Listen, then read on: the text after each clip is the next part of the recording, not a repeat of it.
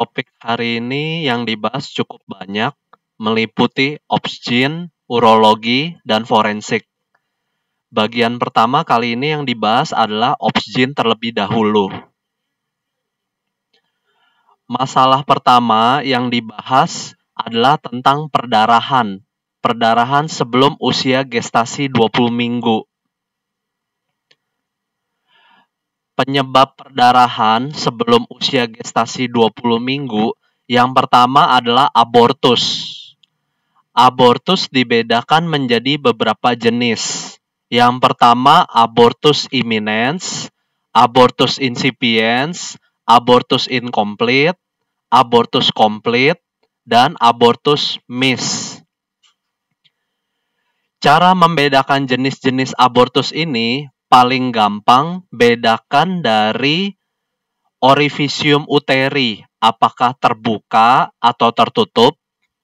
Dan yang kedua, bedakan dari apa yang keluar, apakah hanya darah atau sudah ada jaringan yang keluar.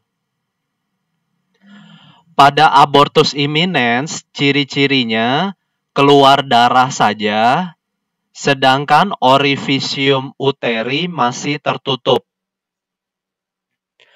Pada abortus incipiens, biasanya sudah keluar darah, sedangkan orifisium uteri sudah mulai terbuka. Pada abortus incomplete, biasanya sudah keluar darah dan gumpalan jaringan, tetapi orifisium uteri masih terbuka. Bedakan dengan abortus komplit. Sesuai namanya, abortus komplit masih keluar darah sedikit-sedikit, sudah keluar gumpalan jaringan, tetapi orifisium uterinya sudah tertutup. Jadi bedakan abortus incomplete dengan komplit. Dua-duanya sama-sama keluar darah dan jaringan, tapi bedanya abortus incomplete, orifisium masih terbuka, sedangkan abortus komplit, orifisium sudah tertutup. Selanjutnya misabortion. Misabortion definisinya adalah telah terjadi abortus, tetapi asimptomatik, tidak ada keluhan. Artinya, tidak keluar gumpalan jaringan, tidak keluar darah, dan biasanya orifisium uteri masih tertutup. Tetapi saat di USG, biasanya janin tidak berkembang. Ini yang disebut sebagai misabortion, abortus yang asimptomatik. Tata laksana abortus sesuai dengan jenisnya. Abortus imminens masih bisa dipertahankan kehamilannya. Biasanya tata laksananya adalah tirah baring istirahat. Sedangkan abortus incipient dan incomplete sudah tidak bisa dipertahankan, sehingga tata laksananya adalah evakuasi hasil konsepsi, biasanya dengan cara kuretase. Abortus komplit tidak perlu evakuasi lagi. Cukup diobservasi saja kondisi ibu. Jika ibu ada anemia, berikan tablet besi sulfasferosus selama 2 minggu. Misabortion biasanya harus dilakukan evakuasi dengan cara kuret. Karena orifisium uteri masih tertutup, biasanya orifisium uteri harus didilatasi terlebih dahulu supaya bisa dilakukan kuretase. Abortus yang disertai dengan tanda-tanda infeksi disebut sebagai abortus septik. Abortus septik tata laksananya sama, kuretase, tetapi disertai pemberian antibiotik, contohnya ceftriaxone. Contoh kasus, seorang pasien hamil 16 minggu, mengeluh keluar darah dari jalan lahir. Berarti perdarahannya sebelum usia gestasi 20 minggu. Keluar darah disertai gumpalan jaringan. Pada pemeriksaan tampak orifisium tertutup, perdarahan fluxus positif. Artinya, sudah keluar darah, sudah keluar gumpalan jaringan, tetapi orifisium uteri tertutup. Artinya soal ini ingin mengarahkan ke abortus komplit. Abortus komplit biasanya tata laksananya observasi saja. Maka jawaban yang tepat untuk nomor 1 adalah delta, observasi, karena abortus komplit. Kalau soalnya diganti, usia gestasi sebelum 20 minggu, keluar darah dari jalan lahir, orifisium masih tertutup, tapi tidak ada gumpalan jaringan, ini yang disebut sebagai abortus imminens.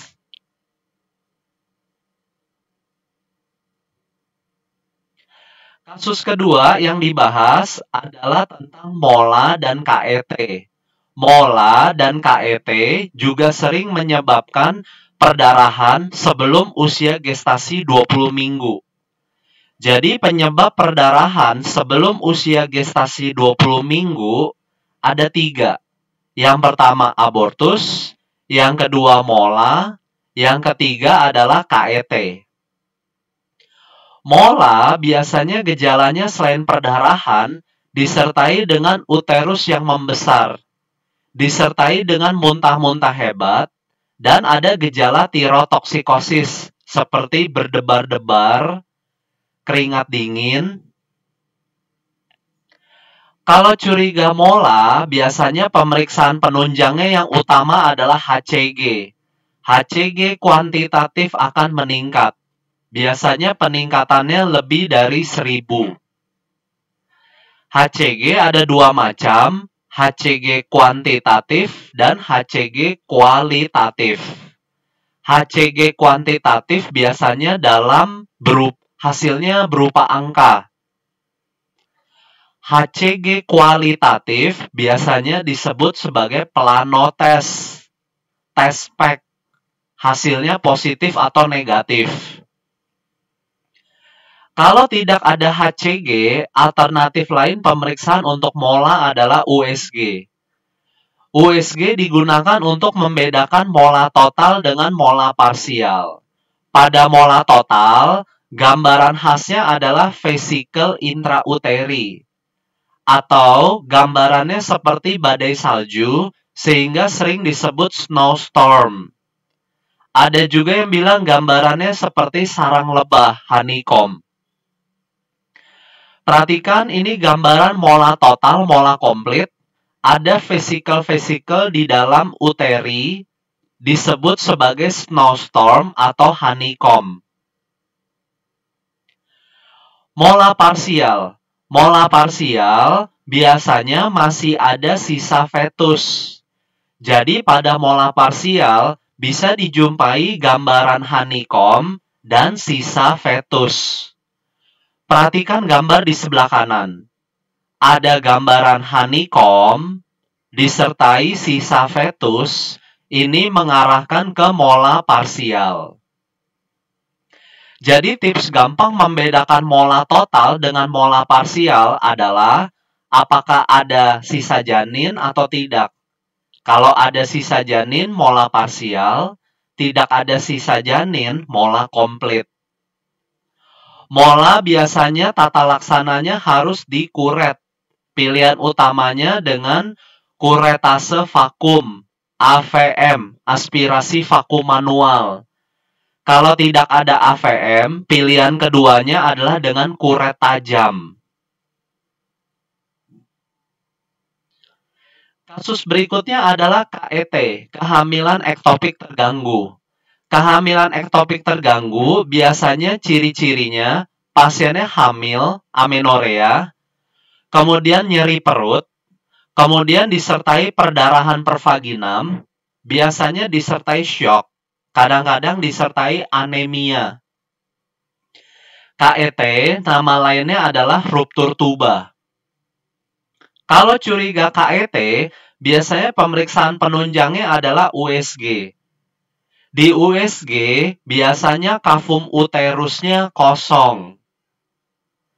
Selain USG, pemeriksaan lain untuk KET adalah kuldosentesis. Biasanya, pada penderita KET, Cavum Douglas-nya menonjol. Cavum Douglas yang menonjol bisa dilakukan kuldosentesis, atau nama lainnya aspirasi Cavum Douglas. Hasil kuldosentesis biasanya ditemukan perdarahan. KET biasanya tidak stabil, disertai syok, disertai dengan anemia. Oleh karena itu, tata laksananya, stabilisasi dulu dengan cairan, setelah itu rencanakan laparotomi sito. Apa bedanya dengan kehamilan ektopik, ectopic pregnancy? Kehamilan ektopik biasanya tanda vitalnya masih stabil. Jadi kehamilan ektopik belum syok, belum anemis. Kehamilan ektopik biasanya keluhannya hanya nyeri, perdarahannya sedikit, ada nyeri goyang porsio. Kehamilan ektopik disebut juga nama lainnya abortus tuba, karena lokasinya biasanya paling sering di daerah tuba falopi, khususnya di daerah ismus. Kehamilan ektopik biasanya pemeriksaan penunjangnya adalah USG. Di USG, cavum uterusnya kosong.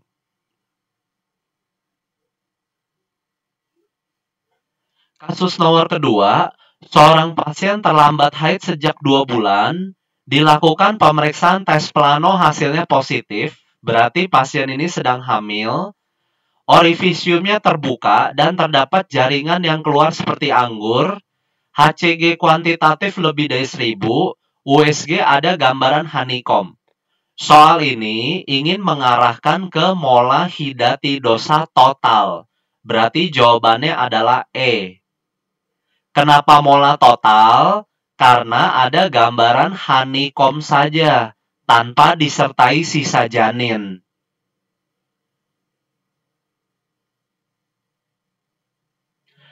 Kasus yang ketiga, topik yang dibahas ini adalah perdarahan antepartum, perdarahan yang terjadi setelah usia gestasi 20 minggu. Perdarahan yang terjadi setelah usia gestasi 20 minggu, penyebabnya biasanya paling sering ada 3. Yang pertama plasenta previa, yang kedua solusio plasenta. Solusio plasenta nama lainnya adalah abruptio plasenta. Dan yang ketiga adalah vasa previa. Plasenta previa definisinya adalah plasenta menutupi jalan lahir. Biasanya gejalanya adalah keluar perdarahan tanpa disertai nyeri. Biasanya perdarahan plasenta previa kondisi janin masih stabil.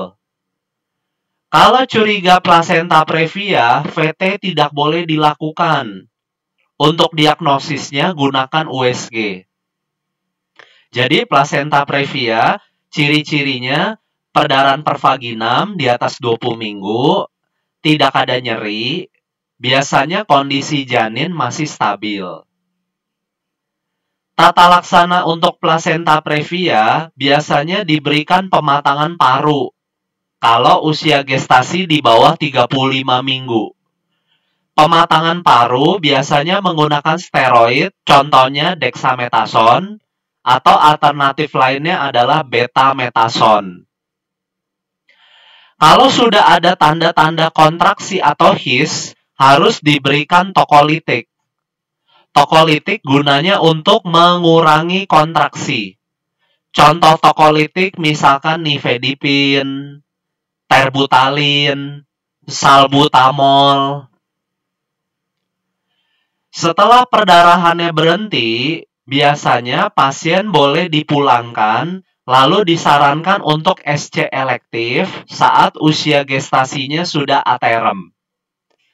Tetapi kalau sudah diberikan pematangan paru, sudah diberikan tokolitik, ternyata perdarahannya tambah banyak, gawat janin, maka harus segera dilakukan SC sito.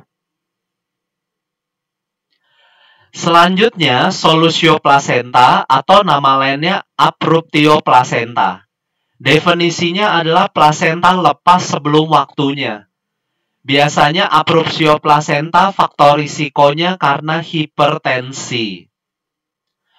Abruptio plasenta biasanya keluhannya keluar perdarahan pervaginam, disertai nyeri perut, biasanya perutnya tegang, dan ada gawat janin. Pemeriksaan penunjangnya dengan USG.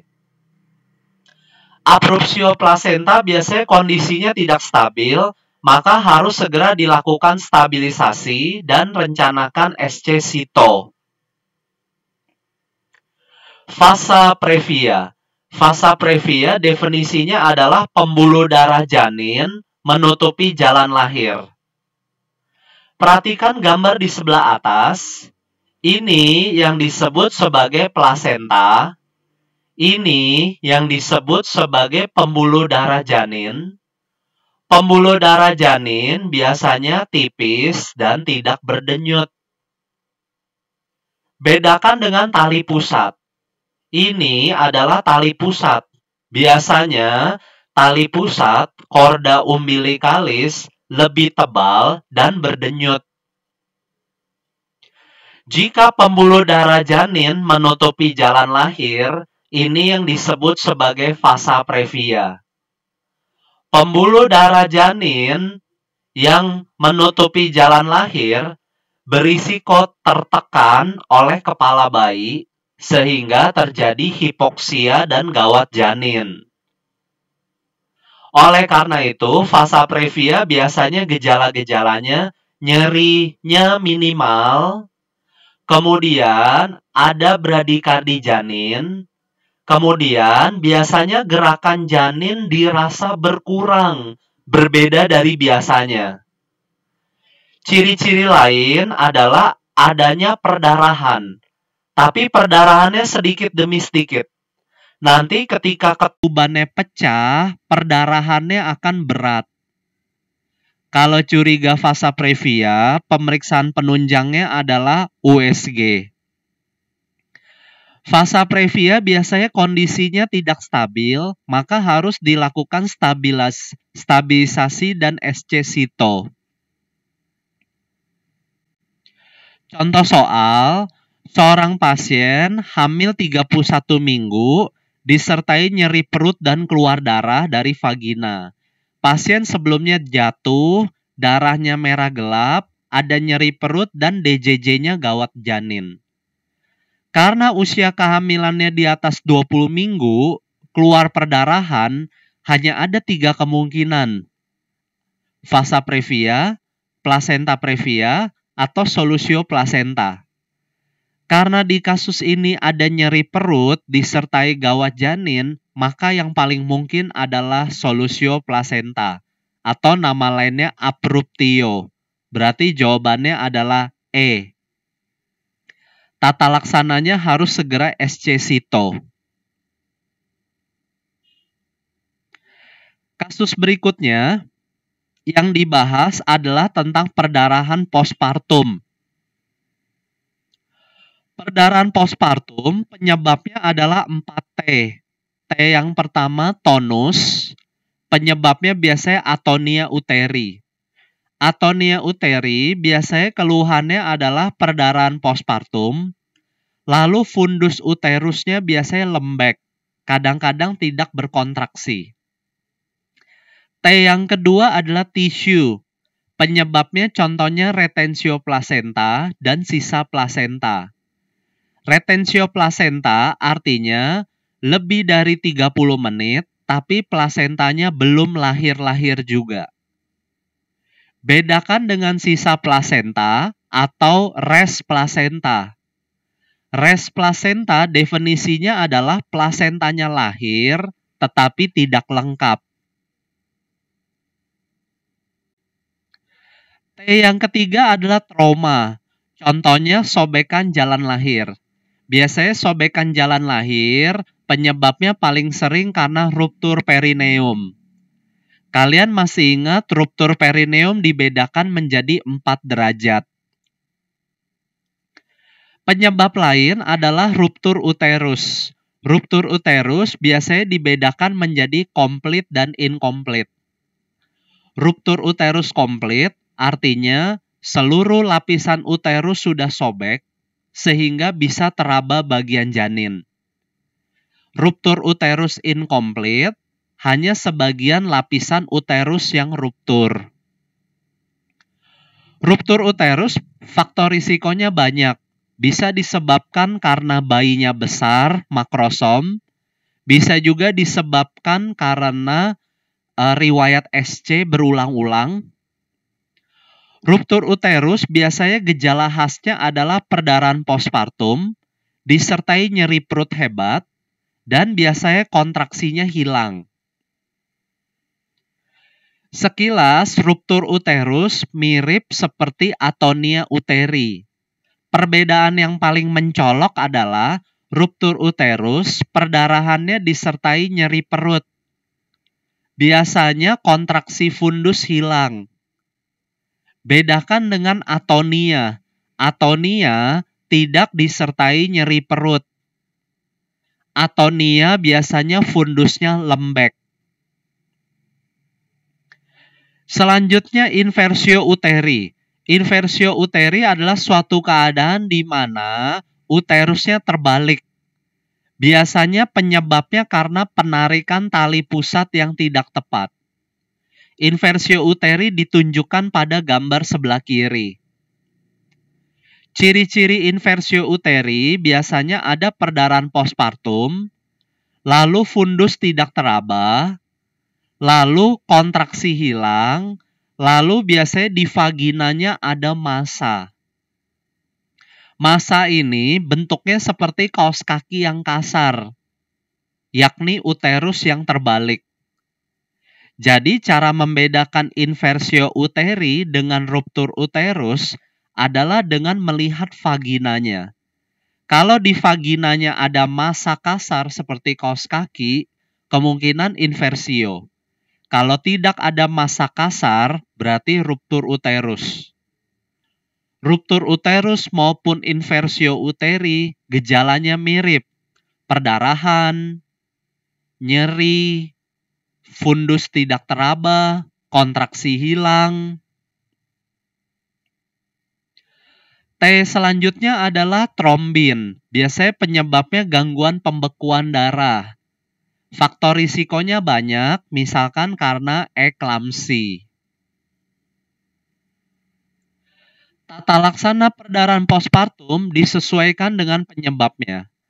Kalau penyebabnya atonia uteri, biasanya tata laksananya adalah massase, uterotonika, contohnya oksitosin, kemudian lakukan kompresi bimanual interna sambil dirujuk. Kompresi bimanual ada dua macam, kompresi bimanual interna dan kompresi bimanual eksterna. Biasanya yang paling efektif adalah kompresi bimanual interna. Rujuk ke dokter obsgin, nanti dokter obsgin akan melakukan tata laksana utamanya ligasi arteri uterina. Sobekan jalan lahir, contohnya ruptur perineum, tata laksananya adalah penjahitan sobekan. Retensio plasenta, tata laksana awalnya adalah uterotonika, contohnya oksitosin. Kalau plasentanya masih belum lahir juga, setelah dilakukan peregangan tali pusat, maka lakukan tata laksana utamanya manual plasenta.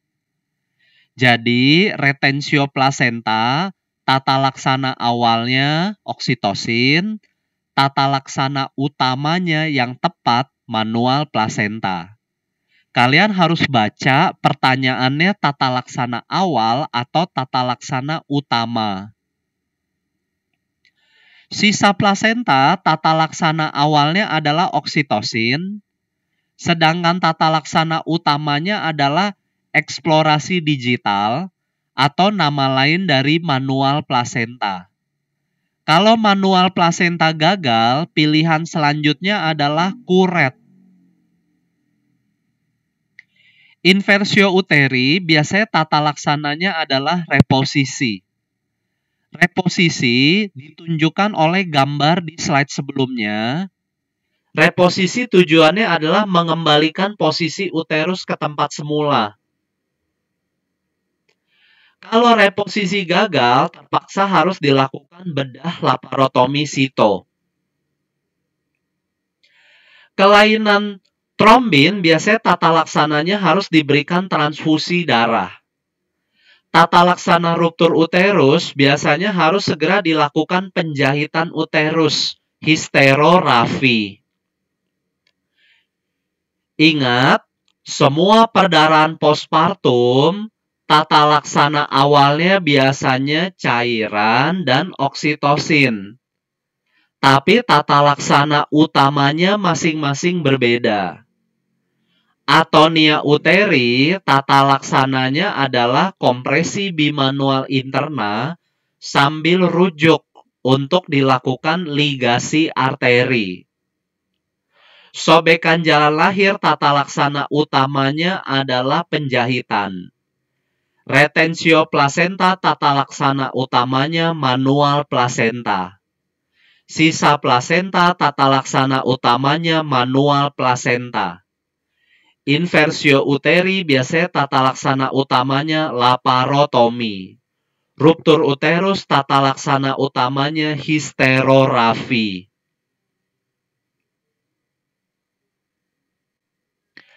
Kasus keempat, pasien mengeluh perdarahan bergumpal 800 cc keluar dari jalan lahir, disertai nyeri hebat, tekanan darah mulai turun 90/60, dipalpasi terdapat bagian bayi teraba jelas, riwayat SC.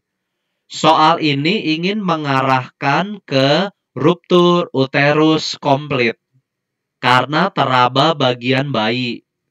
Maka jawaban yang tepat adalah C, Charlie. Kalau ditanya tata laksana awalnya, berikan cairan, berikan oksitosin, uterotonika. Tapi kalau ditanya tata laksana utamanya adalah histerorafi. Kasus berikutnya yang dibahas adalah tentang TORCH.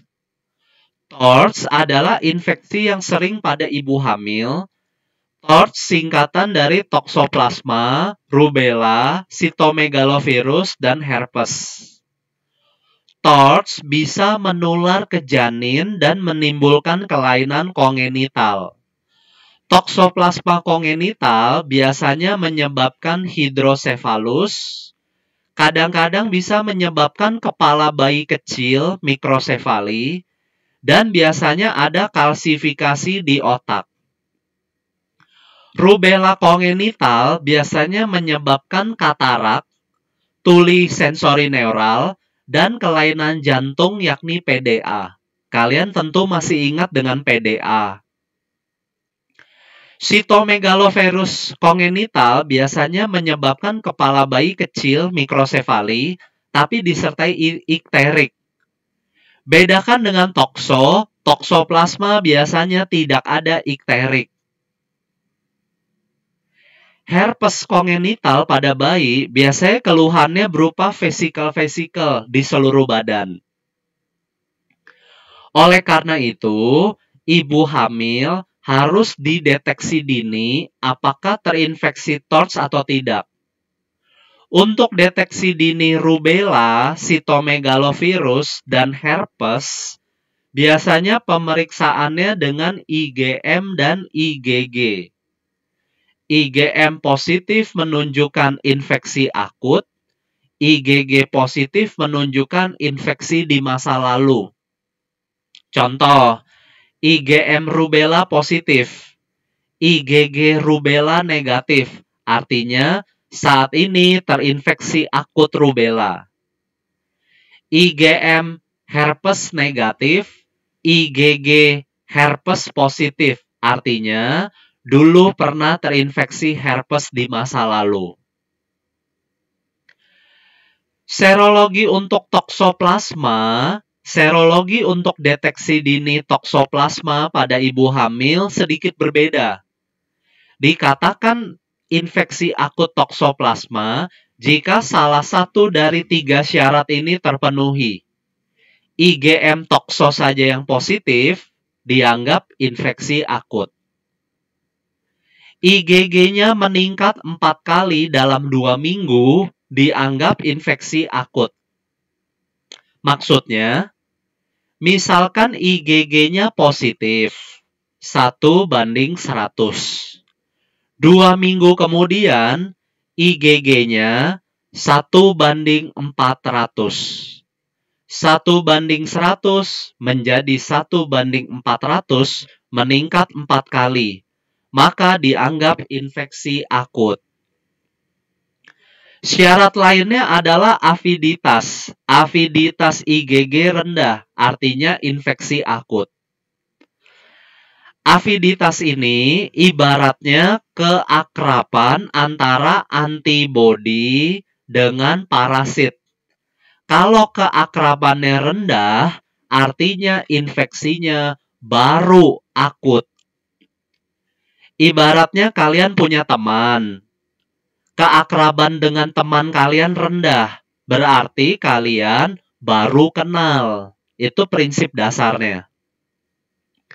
Sebaliknya, kalau IgM negatif, IgG-nya positif, artinya dulu pernah terinfeksi toksoplasma.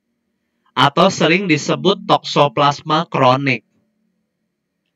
Kalau aviditas IgG-nya tinggi, artinya juga pernah terinfeksi toksoplasma kronik. Jadi cukup salah satu dari 2 syarat ini dikatakan sebagai pernah tokso di masa lampau. Infeksi akut wajib diobati, dirujuk ke dokter obsgin untuk diobati. Sedangkan infeksi lampau cukup diobservasi saja, tidak perlu pengobatan. Sekarang saya akan bahas secara spesifik toksoplasma pada ibu hamil. Kalau usia gestasinya di bawah 18 minggu, terinfeksi akut toksoplasma, maka obat pilihan utamanya spiramisin. Tapi kalau usia gestasinya lebih dari sama dengan 18 minggu, terinfeksi akut toksoplasma, obat pilihan utamanya harus kombinasi pirimetamin ditambah sulfadiazin.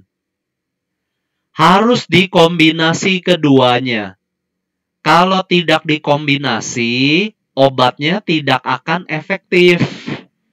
Kalau tidak ada sediaan kombinasi, lebih baik pilih saja spiramisin. Misal, ibu usia gestasinya 20 minggu, terinfeksi tokso akut. Tapi di pilihan jawaban tidak tersedia kombinasi pirimetamin dan sulfadiazin. Lebih baik pilih saja spiramisin. Sedangkan kalau usia gestasi di bawah 18 minggu, satu-satunya obat yang efektif dan aman adalah spiramisin. Jangan memberikan pirimetamin dan sulfadiazin di bawah 18 minggu, karena bisa memicu spina bifida. Contoh soal, seorang ibu hamil 16 minggu dilakukan pemeriksaan TORCH, ternyata IgM dan IgG tokso positif, sedangkan aviditasnya rendah. Kalau kalian masih ingat, aviditas IgG rendah, keakrabannya rendah, artinya infeksinya baru akut. Maka tata laksananya harus diberikan obat. Karena usia gestasinya di bawah 18 minggu, maka terapi utamanya adalah spiramisin. Berarti jawabannya adalah B, bravo. Kalau usia gestasinya lebih dari sama dengan 18 minggu, pilihan utamanya adalah kombinasi pirimetamin dan sulfadiazin. Tapi kalau diperiksa aviditas IgG-nya tinggi, IgG-nya saja yang positif, artinya terinfeksi tokso di masa lalu. Pernah terinfeksi tokso di masa lalu, tidak perlu diobati. Cukup diobservasi saja secara rutin. Kasus selanjutnya yang dibahas adalah hipertensi dalam kehamilan. Hipertensi dalam kehamilan dibedakan menjadi beberapa jenis. Sebenarnya klasifikasi ini hanya berlaku di referensi yang lama. Disebut hipertensi kronis kalau hipertensinya terjadi sebelum usia gestasi 20 minggu, bahkan terjadi sebelum hamil. Disebut hipertensi gestasional kalau hipertensinya baru terjadi di atas usia gestasi 20 minggu. Itu cara membedakannya. Hipertensi kronis yang disertai dengan proteinuria sering disebut sebagai superimpos preeklamsi. Sebaliknya, hipertensi gestasional yang disertai dengan proteinuria artinya preeklamsi. Kalau hipertensi gestasional disertai dengan kejang, boleh dianggap sebagai eklamsi. Eklamsi biasanya sudah kejang.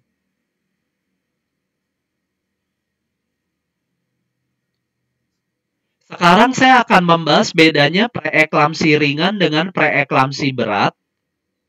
Preeklamsi ringan, tekanan darahnya minimal 140/90 dan proteinurianya +1. Preeklamsi berat, tekanan darah minimal 160/110 dan proteinuria minimal +2. Jadi, syaratnya dan. Artinya, jika tekanan darahnya 160/110, proteinurianya +2 atau +3, itu dianggap preeklamsi berat.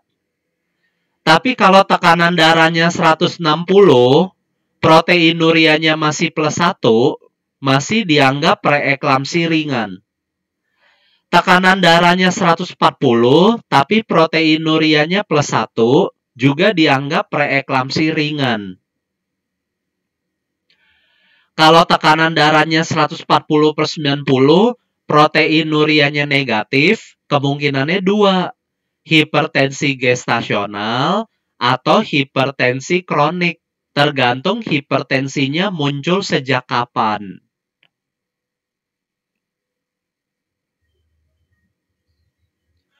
Contoh soal, misalkan pasien tekanan darahnya 160/110. Tapi tekanan darahnya ini disertai dengan proteinuria +3. Sayangnya, tekanan darah tinggi ini sudah terjadi sejak trimester 1. Berarti, diagnosisnya ini mengarahkan ke superimpos preeklamsi berat. Kenapa superimpos preeklamsi berat? Karena hipertensinya kronik, disertai dengan proteinurianya +3. Jadi superimpos preeklamsi dibedakan jadi 2. Superimpos preeklamsi ringan dan superimpos preeklamsi berat.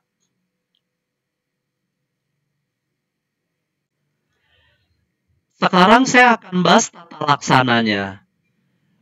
Untuk kasus-kasus yang berat seperti PEB,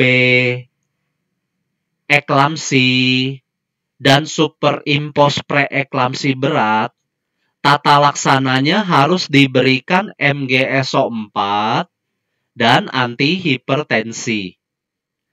Antihipertensinya ada 2 pilihan. Pilihan pertamanya nifedipin. Kalau tidak ada nifedipin, pilihannya kedua adalah metildopa. Kalau ditanya tata laksana utama untuk PEB, eklamsi, maupun superimpos preeklamsi berat, tata laksana utamanya adalah terminasi kehamilan. Tentu saja terminasi kehamilan ini sesuai dengan kondisi ibu maupun janinnya. Sebelum memberikan MGSO4, pastikan dulu syarat-syaratnya terpenuhi. Refleks patelanya ada, output urinnya baik, tidak ada depresi nafas, dan ada antidotum CA glukona 10%. MGSO4 yang digunakan adalah MGSO4 40%. Kalau tidak ada MGSO4 40%, alternatif lain menggunakan MGSO4 20%. Dosis MGSO4 yang digunakan 4 gram atau sama dengan 10 cc, diencerkan dengan 10 cc Aquades, boleh juga diencerkan dengan NaCl ataupun dextrose. Lalu berikan pelan-pelan secara IV selama 20 menit. Setelah itu, berikan 6 gram MGSO4 setara dengan 15 cc, larutkan dalam 500 cc cairan infus, habiskan dalam 6 jam.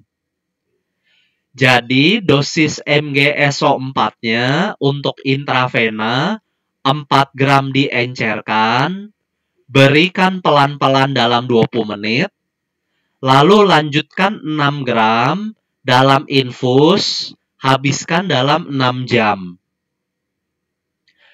Kalau tidak ada akses intravena, MGSO4 boleh diberikan secara IM, caranya 5 gram bokong kiri, 5 gram bokong kanan, atau setara dengan 12,5 cc bokong kiri, 12,5 cc bokong kanan. Ingat, dosis MGSO4 bisa secara intravena, bisa secara IM.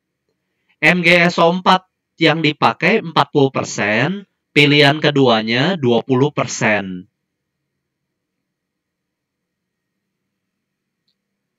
Bagaimana tata laksana untuk kasus-kasus yang lebih ringan, misalkan hipertensi gestasional, hipertensi kronik, preeklamsi ringan? Tata laksananya biasanya suportif saja, tira baring, dan berikan antihipertensi. Biasanya untuk hipertensi gestasional, preeklamsi ringan, maupun hipertensi kronik, bisa digunakan metildopa. Alternatif lain adalah nifedipin. Tetapi kalau kasusnya berat, PEB atau eklamsi, sebaiknya gunakan antihipertensinya nifedipin. Nifedipin menurunkan tekanan darah lebih cepat, sehingga cocok dipakai pada kasus berat. Sedangkan metildopa menurunkan tekanan darah perlahan, cocok digunakan untuk kasus yang lebih ringan.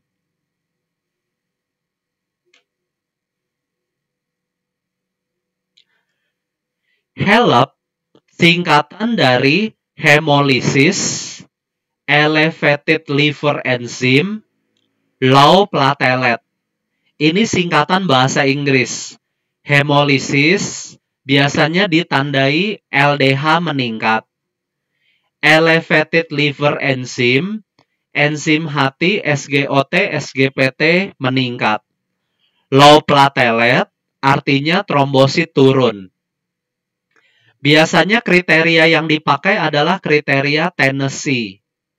LDH lebih dari 600, SGOT atau SGPT lebih dari 40, kemudian trombosit di bawah 100.000.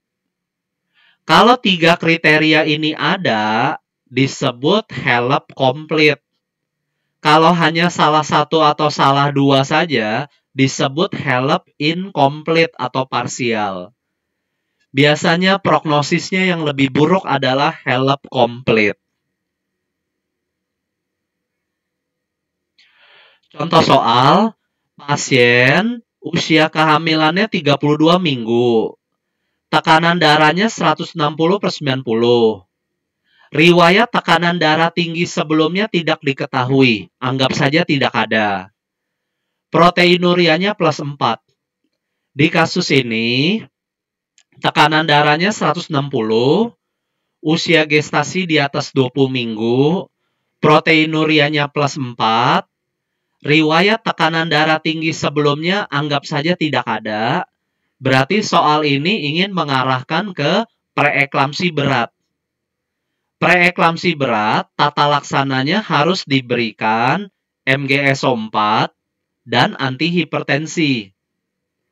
MgSO4-nya pilihan utamanya 40%. Obat hipertensinya pilihan utamanya nifedipin. Dosis MgSO4 secara IV, dosis awalnya 4 gram. Berarti di soal ini jawaban yang tepat adalah C, Charlie. Kalau tidak ada nifedipin, alternatif keduanya gunakan metildopa. Kalau tidak ada MgSO4 40%, alternatif keduanya gunakan MgSO4 20%. Ingat, MgSO4 ada dosis IV dan dosis IM. Kasus selanjutnya yang dibahas adalah tentang diabetes mellitus gestasional. Perhatikan skema berikut. Dikatakan diabetes mellitus gestasional kalau gula darah puasanya lebih dari 92 atau gula darah 2 jam setelah makan lebih dari 153. Ini syaratnya, gula darah puasa lebih dari 92, kemudian gula darah 2 jam setelah makan lebih dari 153. Gula darah puasa bisa diperiksa di trimester berapapun, biasanya diperiksa di atas 20 minggu. Gula darah setelah 2 jam makan biasanya diperiksa dengan menggunakan TTGO. Jadi periksa TTGO dulu, 2 jam kemudian ukur gula darahnya. TTGO paling bagus diperiksa pada usia gestasi 24-28 minggu. DM gestasional, tata laksana utamanya adalah ubah gaya hidup. Setelah ubah gaya hidup, 2 minggu kemudian, periksa ulang gula darah puasanya. Kalau gula darah puasanya di bawah 95, artinya sudah terkontrol, sudah mencapai target. Tapi, kalau setelah modifikasi gaya hidup, 2 minggu kemudian gula darah puasanya belum terkontrol, maka tindakannya berikan insulin. Insulin juga bisa langsung dimulai kalau saat pemeriksaan awal gula darah puasanya tinggi sekali, lebih dari sama dengan 130. Jadi kalau ibunya DM gestasional, gula darah puasanya tinggi sekali, lebih dari sama dengan 130, boleh langsung mulai insulin. DM gestasional yang tidak terkontrol bisa menimbulkan komplikasi bayinya besar, makrosomia. Ingat, DM gestasional, DM yang terjadi hanya setiap kali hamil. Jadi nanti setelah kehamilannya selesai, gula darahnya akan kembali normal. Kalau pasien memang ada riwayat DM sebelum hamil, maka bukan DM gestasional. Misalkan pasien ada riwayat DM sejak gadis, kemudian hamil, gula darahnya tinggi, maka tidak bisa dikatakan DM gestasional. Pada kasus seperti ini, DM-nya sejak gadis tetap dianggap sebagai DM tipe 2. Contoh soal, Ibu hamil 28 minggu, diperiksa gula darah puasanya 102, berarti lebih dari 92. Pasien memiliki riwayat DM sejak 2 tahun lalu. Apa diagnosis untuk kasus ini? Diagnosis untuk kasus ini tetap DM tipe 2. Kenapa DM tipe 2? Karena pasien ada riwayat DM 2 tahun lalu. DM gestasional hanya boleh didiagnosis kalau DM-nya muncul setiap hamil. Berarti nomor 7 jawabannya E. Kasus selanjutnya yang dibahas adalah tentang kelainan presentasi. Salah satu kelainan presentasi yang paling terkenal adalah presentasi bokong atau sering disebut sungsang. Presentasi bokong dibedakan jadi 3 macam: bokong komplit, bokong inkomplit, dan bokong murni atau frank. Bokong komplit, ciri-cirinya kedua lutut fleksi. Bokong inkomplit, salah satu lutut fleksi, lutut lain ekstensi. Bokong murni atau frank, kedua lutut ekstensi, sehingga hanya teraba bokong saja. Presentasi bokong bisa dilahirkan secara pervaginam, biasanya untuk bokong murni, frank. Biasanya digunakan manuver bra. Sedangkan bokong komplit maupun inkomplit biasanya disarankan SC. Indikasi SC untuk presentasi bokong biasanya bokong komplit dan inkomplit. Yang kedua, presentasi bokong disertai penyulit, misalkan bayi besar. Yang ketiga, presentasi bokong disertai gawat janin.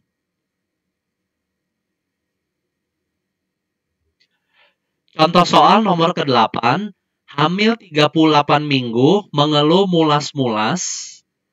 Pada pemeriksaan VT, pembukaannya 10 cm, teraba bokong, fleksi pada panggul, kedua lutut ekstensi. Karena kedua lututnya ini sudah ekstensi, berarti ingin mengarahkan ke bokong murni, atau nama lainnya frank. Bokong murni bisa persalinan spontan pervaginam dengan manuver bra. Berarti soal ini jawabannya adalah C, Charlie. Apa yang dimaksud dengan presentasi wajah anterior? Sebenarnya ini definisi lengkapnya presentasi wajah, posisi dagu anterior. Artinya dagunya bayi menghadap anterior ibu, menghadap suprapubik. Presentasi wajah dagu anterior bisa dilahirkan pervaginam. Kalau presentasi wajah dagu posterior, artinya dagunya bayi menghadap posterior ibu, menghadap vertebra. Presentasi wajah posisi dagu posterior biasanya harus SC.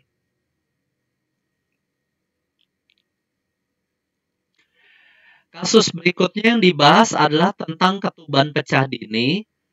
Ketuban pecah dini definisinya ketuban pecah sebelum ada tanda-tanda persalinan, sebelum ada tanda infartu. Kalau ketuban pecah dini terjadi sebelum 37 minggu, ini yang disebut ketuban pecah dini preterm, atau bahasa Inggrisnya preterm, prematur, rupture of membrane, PEPROM.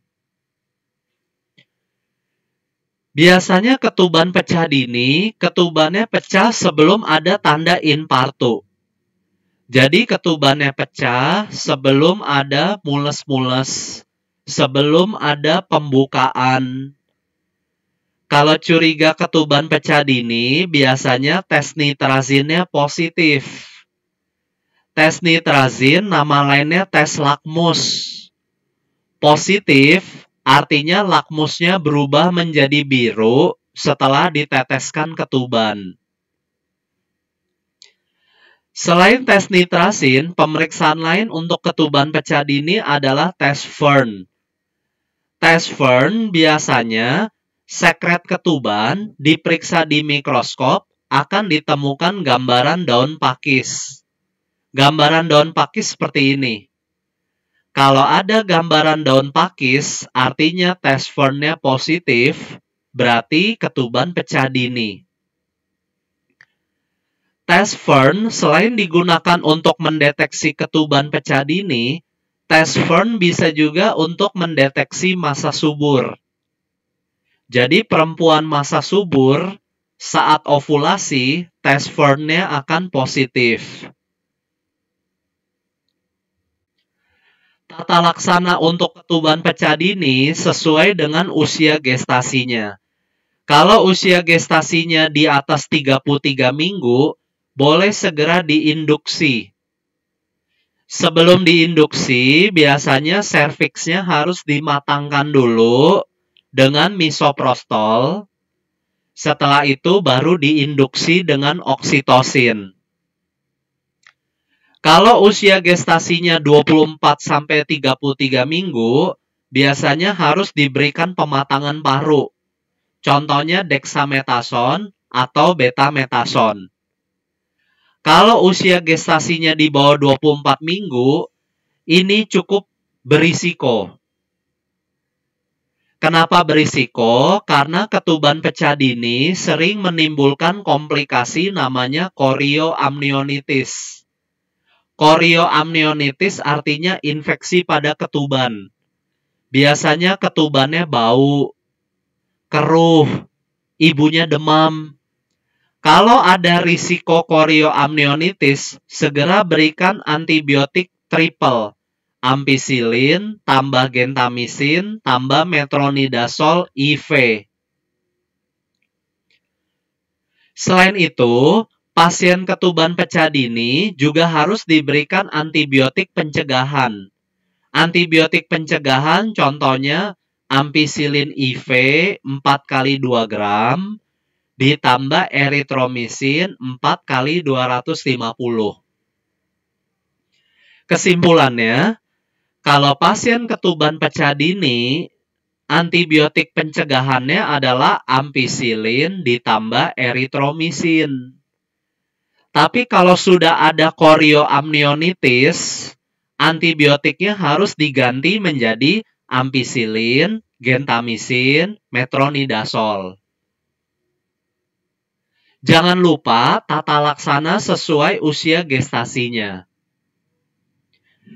Kalau di pilihan jawaban, ada pertanyaan tata laksana ketuban pecah dini, apakah antibiotik dulu atau tata laksana khusus dulu? Tentu saja yang diutamakan adalah tata laksana khusus dulu. Contoh soal, hamil 32 minggu, mengeluh keluar air-air yang tidak bisa ditahan. Pada pemeriksaan ditemukan nitrazin positif, tes Fern positif, CTG ditemukan hasil reaktif. CTG, kardiotokografi, nama lainnya NST, non-stress test. Hasilnya reaktif artinya kondisi janin stabil. Karena nitrazin dan Fern testnya positif, soal ini ingin mengarahkan ke ketuban pecah dini. Karena usia gestasinya di bawah 37 minggu, ini disebut ketuban pecah dini preterm. Karena usia gestasinya 24-33 minggu, maka kasus ini harus diberikan pematangan paru dulu. Maka jawaban yang tepat adalah E. Dexamethasone, dan rawat konservatif. Rawat konservatif di sini maksudnya berikan antibiotik pencegahan. Kalau soalnya diganti, usia gestasinya di atas 33 minggu, maka tindakan yang harus dilakukan adalah mulai induksi, berikan antibiotik pencegahannya ampicillin 4 kali 2 gram, eritromisinnya 4 kali 250. Kalau soal ini diganti, CTG-nya tidak reaktif, berarti gawat janin, maka tata laksana yang harus dilakukan adalah SC-Sito. Itu variasi soalnya. Kasus selanjutnya yang dibahas adalah tentang kontrasepsi. Kontrasepsi indikasinya ada 3, untuk menunda, menjarangkan, dan mengakhiri. Menunda biasanya paling bagus gunakan pil kombinasi. Kalau tidak ada pil kombinasi, pilihan keduanya adalah suntik KB. Suntik KB ada 2, suntik 1 bulan dan suntik 3 bulan. Contoh, seorang perempuan baru menikah, belum ingin memiliki anak, maka perempuan tersebut bisa menunda lebih dahulu.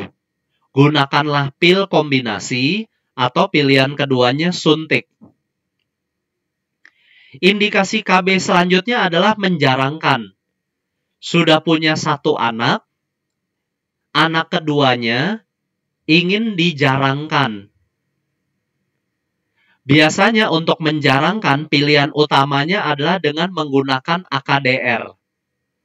Kalau tidak ada AKDR, biasanya gunakan pilihan keduanya implan. AKDR maupun implan rata-rata bisa menjarangkan selama 3-5 tahun. Bahkan ada yang bisa sampai 10 tahun. Indikasi yang ketiga adalah mengakhiri. Biasanya perempuan yang sudah memiliki 3 anak atau usianya di atas 35 tahun disarankan untuk mengakhiri. Perempuan yang berusia lanjut di atas 35 tahun atau sudah memiliki 3 orang anak. Untuk mengakhiri biasanya disarankan kontrasepsi mantap. Untuk perempuan, contohnya tubektomi. Sedangkan pada laki-laki, vasektomi. Dari alat-alat kontrasepsi ini, ada juga yang memiliki kontraindikasi. Contohnya, jika sedang menyusui, hindarilah kontrasepsi yang mengandung estrogen. Karena estrogen bisa mengganggu produksi ASI. Berarti kalau ibu sedang menyusui, jangan gunakan kontrasepsi yang mengandung hormon estrogen. Ibu yang sedang menyusui paling aman gunakan AKDR. Kalau tidak ada AKDR, pilihan keduanya adalah mini pill. Mini pill adalah pil yang mengandung progesteron saja. Kalau pasien punya riwayat PID, pelvic inflammatory disease, infeksi panggul, atau riwayat KET, maka tidak boleh menggunakan IUD spiral. Gunakan kontrasepsi yang lain, contohnya implan. Kalau perempuan itu ada riwayat stroke, maka hindarilah kontrasepsi yang mengandung hormon. Karena hormon estrogen juga bisa memicu stroke iskemik. Kalau pasien ada riwayat stroke, sarankanlah AKDR. Contoh soal, seorang perempuan ingin menjarangkan kehamilannya selama 5 tahun. Tetapi perempuan itu punya riwayat PID, infeksi panggul. Maka jangan gunakan AKDR. Jangan gunakan IUD. Gunakan pilihan lain, yakni implan. Contoh soal, seorang perempuan usia 30 tahun ingin memasang kontrasepsi dengan tujuan menjarangkan kehamilan, tapi saat ini sedang menyusui. Maka kontrasepsi yang paling tepat adalah A. AKDR. Kenapa dipilih AKDR? Karena AKDR pilihan utama untuk menjarangkan. AKDR juga aman bagi ibu menyusui. Kalau soalnya diganti, perempuan usia sudah 40 tahun, sudah memiliki 3 anak. Apa kontrasepsi yang disarankan? Sebaiknya sarankan tubektomi, kontrasepsi mantap.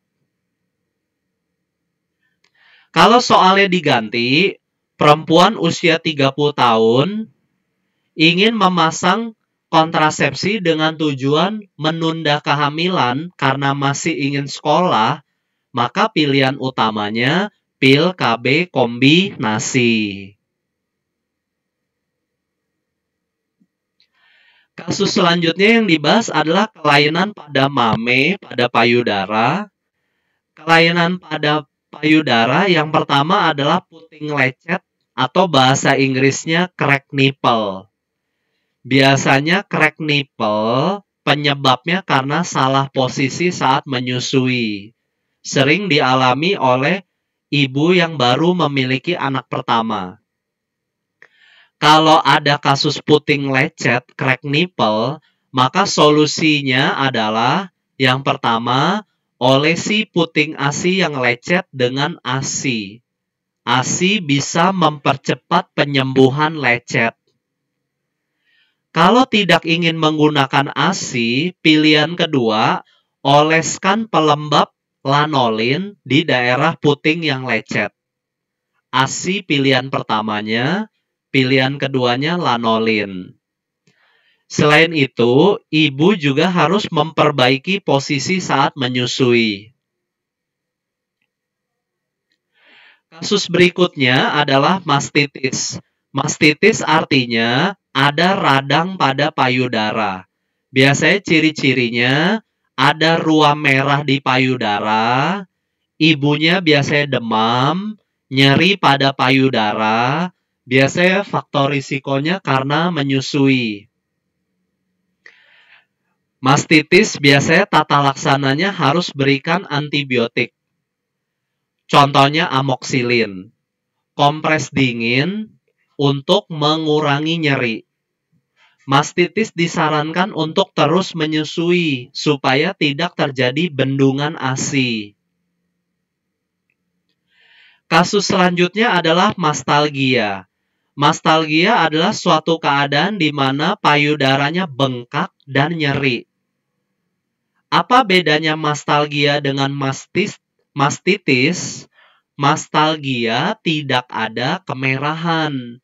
Mastalgia tidak ada demam. Mungkin kalian pernah mendengar atau melihat ibu yang menyusui kadang-kadang payudaranya bengkak tanpa disertai kemerahan.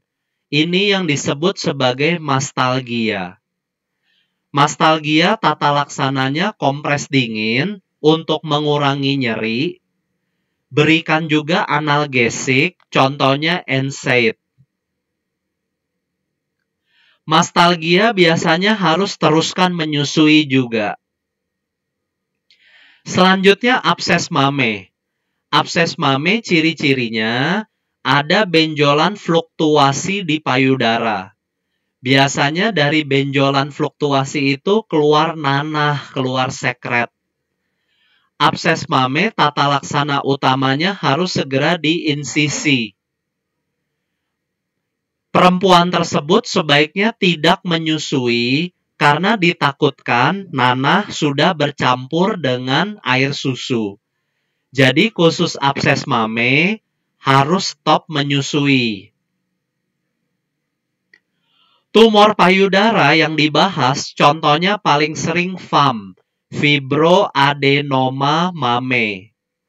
FAM biasanya sering terjadi pada perempuan usia muda. FAM biasanya benjolannya kecil. kalau diraba licin seperti karet. VAM biasanya mobile, benjolannya bisa digerakkan. Fibrokistik atau nama lainnya mammary dysplasia. Benjolan ini diraba kesannya kistik berisi cairan. Biasanya bertambah nyeri saat menjelang haid. Bertambah besar saat haid. Nanti setelah haidnya selesai, benjolan fibrokistik akan kembali mengecil. Jadi satu-satunya benjolan di payudara yang dipengaruhi haid, nyeri dan ukurannya dipengaruhi haid adalah fibrokistik. Atau nama lainnya mammary dysplasia. Selanjutnya adalah CA mame. CA mame biasanya ciri-cirinya ada luka di payudara, lalu putingnya inverted, terbalik, dan biasanya ada bintik-bintik seperti kulit jeruk, istilahnya piu de orang. Kalau kalian curiga benjolan tersebut adalah tumor payudara, pemeriksaan penunjangnya adalah radiologi. Perempuan di bawah 35 tahun, pemeriksaan radiologinya adalah USG mame. Kalau usianya lebih dari sama dengan 35 tahun, sebaiknya mamografi saja. Jangan terbalik. Mamografi kalau diperiksa di bawah 35 tahun tidak akan kelihatan apa-apa. Jadi pemeriksaan radiologinya tergantung dari usia. Jadi besok kalau ada soal seorang perempuan usia 20 tahun dicurigai menderita VAM, maka pemeriksaan radiologinya adalah USG mame, bukan mamografi. Kalau ditanya baku emas untuk tumor payudara adalah biopsi. Tapi biasanya yang diperiksa adalah radiologinya dulu. Contoh soal, seorang perempuan puting payudaranya pecah-pecah setiap memberikan ASI, suhunya mulai demam, payudara ada lecet disertai ruam kemerahan. Belum ada sekret. Karena pasien ini sudah demam dan ada ruam kemerahan di payudara, harus dicurigai mastitis. Karena belum ada fluktuasi, belum ada sekret, ini bukan abses mame. Tata laksana untuk mastitis adalah kompres dingin, antibiotik, dan teruskan menyusui. Berarti jawaban yang tepat adalah A, alfa. Kasus selanjutnya yang dibahas adalah ginekologi benjolan. Dalam bidang ginekologi, benjolan yang terjadi ada beberapa jenis. Yang pertama adalah kista Gardner. Kista Gardner biasanya benjolannya terletak di vagina sebelah anterior lateral. Perhatikan gambar, benjolannya di vagina anterior lateral. Kista Gardner cepat sekali membesar, sehingga harus diesisi. Benjolan berikutnya adalah kista Bartholin. Kista Bartholin biasanya benjolannya di labia mayor, labia minor, arah jam 7, atau bisa juga jam 5. Kista Bartholin biasanya kalau diraba benjolannya kistik. Pasien belum demam. Kista Bartholin tata laksananya harus segera dimarsupialisasi. Kalau kista Bartholin sudah menimbulkan komplikasi abses Bartholin, biasanya pasiennya sudah demam. Lalu ada fluktuasi. Jadi abses Bartholin ciri khasnya benjolannya di labia mayor atau minor ada fluktuasi, dan biasanya pasien sudah demam. Abses Bartholin harus segera diinsisi. Benjolan selanjutnya yang dibahas adalah leiomyoma, atau orang awam sering menyebutnya miom. Miom biasanya paling sering tumbuh intrauteri, di dalam uterus. Gejalanya tidak khas, biasanya gejalanya hanyalah perdarahan, nyeri perut, bahkan kadang-kadang asimptomatik. Miom makin lama bertangkai, makin lama bertambah besar, bisa keluar dari vagina. Miom yang keluar dari vagina disebut mioma Geburt. Seringkali miom ukurannya besar sehingga bisa teraba di palpasi abdomen. Miom yang membesar akan menyebabkan ukuran uterus juga membesar. Miom tata laksananya adalah ekstirpasi, diangkat beserta kapsulnya. Benjolan selanjutnya adalah kista Naboti. Kista Naboti biasanya benjolannya kecil, warnanya putih, kadang kuning, biasanya di daerah serviks. Benjolan ini asimptomatik. Karena tidak menimbulkan keluhan, biasanya kista Naboti observasi saja. Kista Naboti biasanya ditemukannya tidak sengaja saat pemeriksaan inspekulo. Selanjutnya polip serviks. Polip serviks biasanya benjolannya bertangkai, tapi ukurannya kecil.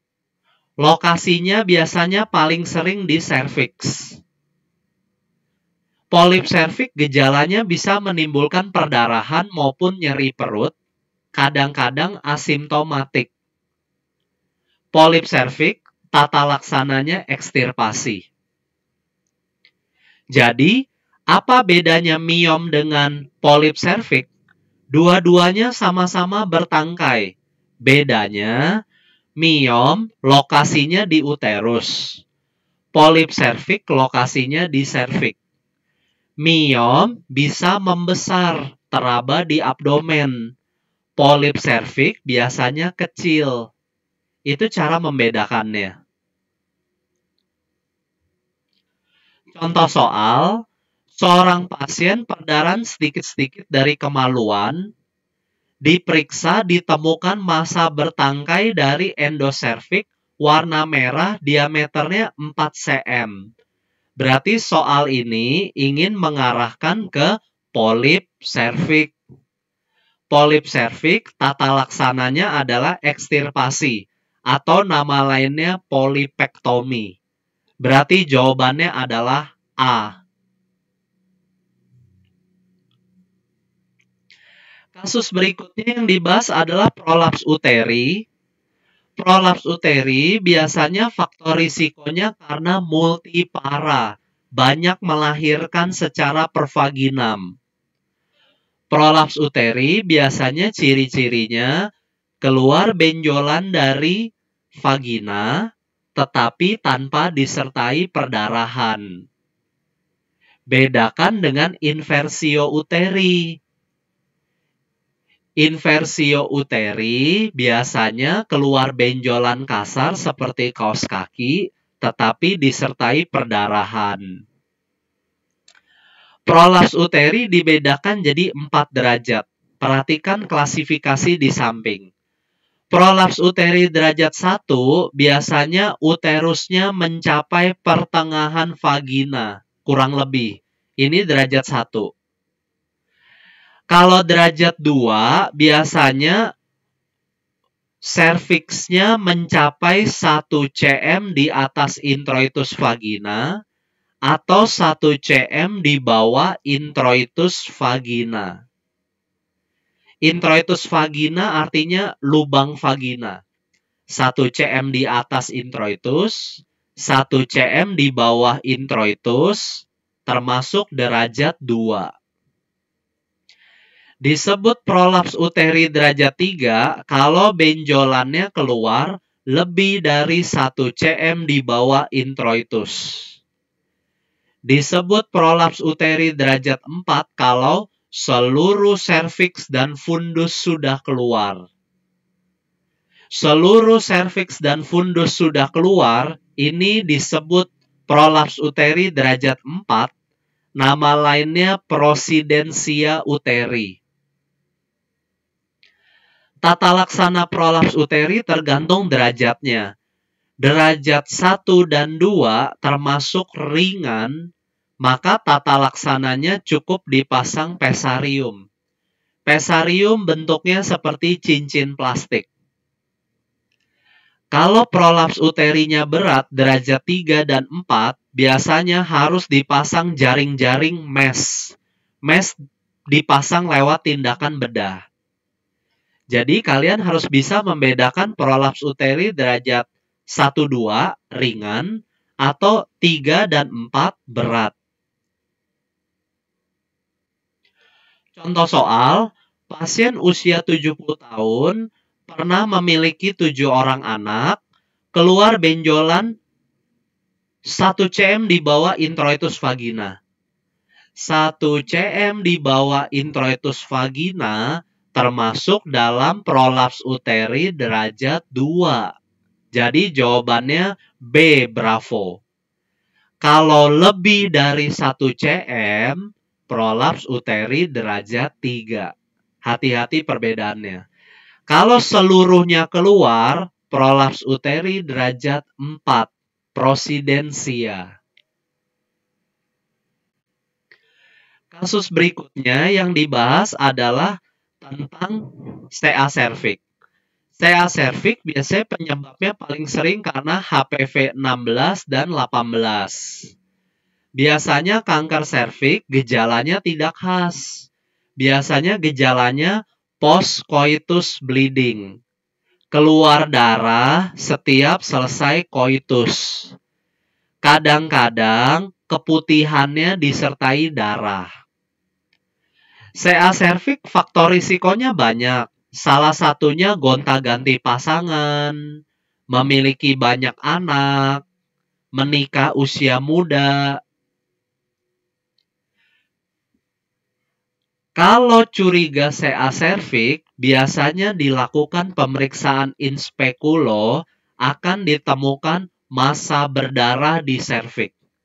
Kalau sudah ada massa berdarah di serviks, segera periksa biopsi untuk diagnosis pasti. Tetapi kalau belum ada massa berdarah di serviks, periksa screening dengan IVA ataupun pap smear. Jadi, kalian baca soalnya, kalau di serviks belum ada massa berdarah, periksa screening, IVA ataupun pap smear. IVA biasanya diperiksa di puskesmas, pap smear diperiksa di rumah sakit. Tapi kalau di serviks sudah ada massa berdarah, segera biopsi untuk diagnosis pasti. Contoh soal, perempuan 45 tahun diperiksa in speculo, ada benjolan mudah berdarah 1 cm. Benjolan mudah berdarah ini harus dicurigai sebagai CA cervix. Maka tindakan selanjutnya adalah biopsi dulu. Berarti jawabannya E. Kasus berikutnya yang dibahas adalah tentang PCOS. PCOS, Polycystic Ovarian Syndrome. Biasanya PCOS mekanismenya karena peningkatan hormon LH. Peningkatan hormon LH akan memicu testosteron berlebih. Testosteron berlebih ini akan menimbulkan gejala-gejala. Gejala-gejalanya seperti infertil, tidak subur, susah punya anak. Yang kedua, ada gejala hiperandrogen. Jadi perempuan tersebut akan memiliki banyak bulu, hirsutisme. Lalu biasanya berat badan gampang bertambah, lalu rambut gampang botak. Diagnosisnya biasanya dengan menggunakan USG. Di USG akan ditemukan banyak kista-kista. Nah, kista-kistanya, folikel-folikelnya ini tersusun melingkar seperti roda pedati. PCOS biasanya disertai dengan peningkatan gula darah, maka pasien PCOS harus diberikan metformin. Pasien PCOS biasanya haidnya tidak teratur, maka harus diberikan pil KB kombinasi. Nanti dokter obsgin akan memberikan obat clomifen untuk memicu ovulasi. Contoh soal, pasien belum hamil, haidnya jarang, haid tidak teratur, banyak rambut rontok, bulu kaki kasar, hirsutisme, jerawatan. Ini harus dicurigai ke arah PCOS. PCOS kalau di USG gambarannya folikel-folikel seperti roda pedati. Berarti jawabannya adalah C, Charlie. Vesicle intrauterine ini maksudnya snowstorm, biasanya dijumpai pada mola. Ariestella artinya pertumbuhan pembuluh darah endometrium berlebihan. Ariestella biasanya dijumpai pada USG KET, pertumbuhan pembuluh darah endometrium berlebihan.